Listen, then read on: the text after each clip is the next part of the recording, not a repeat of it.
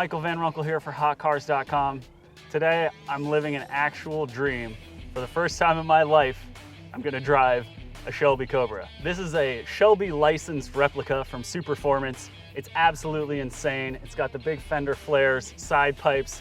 It's loud as all get up, so I hope you can hear my audio here today. I can't wait to show you how this thing drives, but first, please like this video and subscribe to our channel. It really helps us out. Thanks.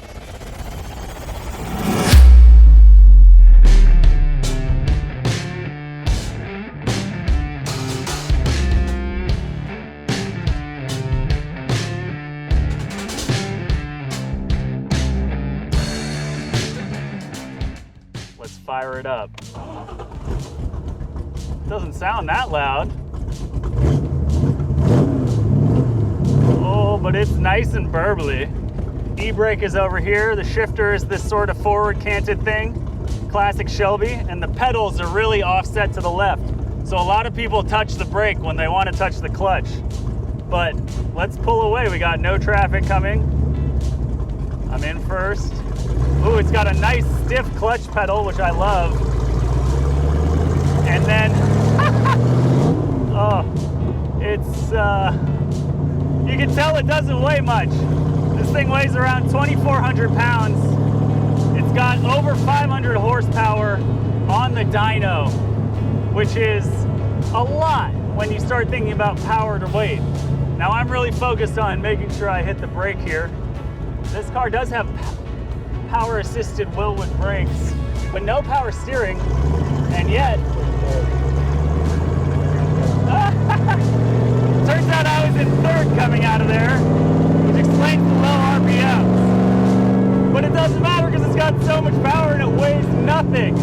I just got to learn how to get my shifts right though, and how to turn on the turn signals, which are on the right, like we're in a right-hand drive car. Oh, this is awesome. You can see the real original dash here is exactly as they would have been made back in the day.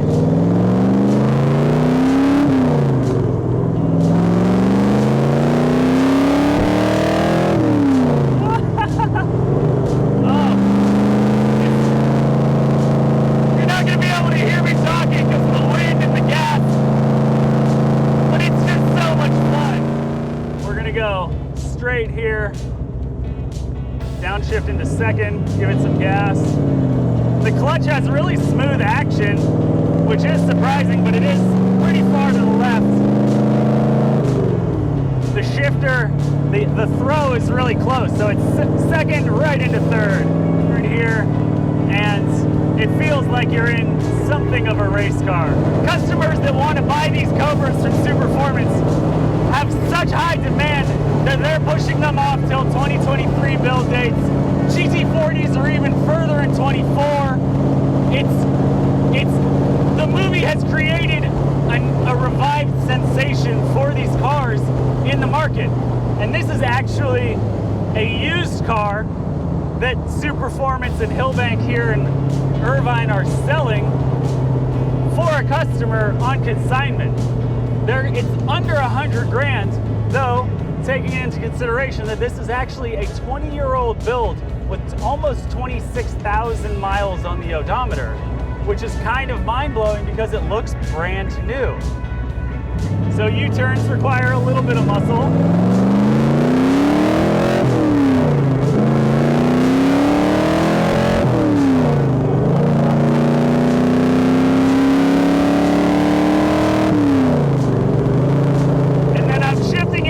On purpose so that you can hopefully hear my voice a little bit better because it's very loud. 500 horsepower is just the magical number in a 2,400 pound car. But even when you're going slow, if you're just cruising down the beach on a Sunday, the sound is exactly what you want because let's be honest, I'm not nearly good enough of a driver to max this thing's performance out.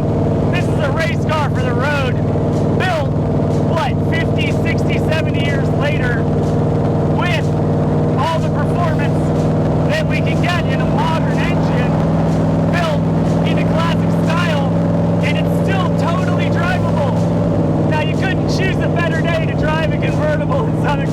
California. And this thing is gorgeous in the classic blue. It's the darker blue, not the lighter blue. It's got stripes, but they're not the white stripes. It still looks every bit the business. You've got the huge fender flares, front and rear, and that was sort of a development that came about because they kept adding wider tires for racing back in the day. And the FIA rules said the fenders had to cover the tires, and if you keep going wider, you got to do wider fenders. A little smaller looking, a little less aggressive, but make no mistake, you put this kind of power even in a car that big, and then all of a sudden you've got narrow tires. It's unbelievable that they were actually out there racing these things at Le Mans. I mean, you got to be a braver man than I am. Here I am changing lanes. Luckily, I can look right over my shoulder. And we got a lot of stopping power, thankfully, because of the assisted brakes. This is every bit the dream car that I always thought it might be. I hope that my excitement is coming through on camera. I suspect it is. It's just so much fun to drive a car like this. It's analog at its best.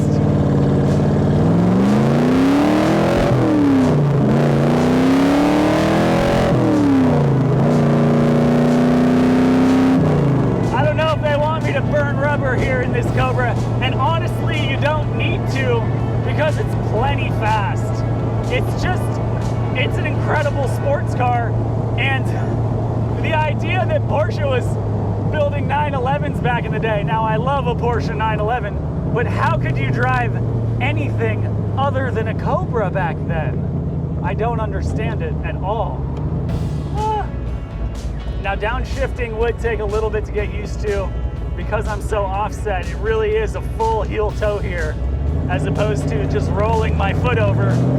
That's okay.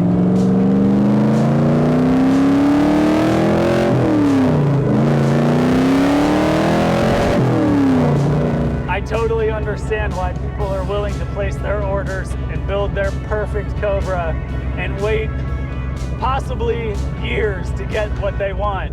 After seeing Ford v Ferrari, the enthusiasm built, but people who knew about this back in the day must have thought, why don't more people have these? What is going on? Every stoplight becomes a race, even though there's no one next to me. It's just the full-on thrill. It's every experience of all the senses. You've got the wind in your hair, the sound of the exhaust. You can see everything starting to blur a little because your blood is getting sucked back into your eyeballs. And then there's even the smell, that gasoline smell. Oh, this is just, the era of motoring is coming to an end. How can we keep V8 gasoline power alive? Now, they're not gonna come around and steal your cars. I'm not really worried about that quite yet. But Superformance has us covered because they've got an electric Cobra prototype that they're working on. Orders are coming in for those too because people are saying electric power is the future. But for now, I mean, I gotta start thinking about this car more than I'm thinking about the electric car coming up next. It's just perfect in every way. I even love how thin the wood steering wheel is. It's not one of these big fat racing steering wheels. It's just bringing you right back to the era when these cars were first on the road. Really a race car for the street. The fact that they were anywhere near street legal is absolutely insane because this thing is fast for today's standards. When cars would go, I don't even know how slow, they were barely faster than horses. It's just amazing that a car could be this awesome back in the day. And then the fact that it is awesome enough back in the day to continue such loyal adherence in the modern era. Superformance is keeping that going. All the enthusiasm for Shelby after the movie is just, it's fun to watch and it's fun for our industry because we've got collector cars, we've got modern cars, gas-powered cars are still so awesome, and electric cars are coming on the horizon, and they're already almost as good, and in some cases even better than the gas cars. Thanks for watching. I hope you enjoyed watching me freak out over my first time driving a Cobra. As always, before you sign off, please like this video and subscribe to our channel. It really helps us out. Thanks.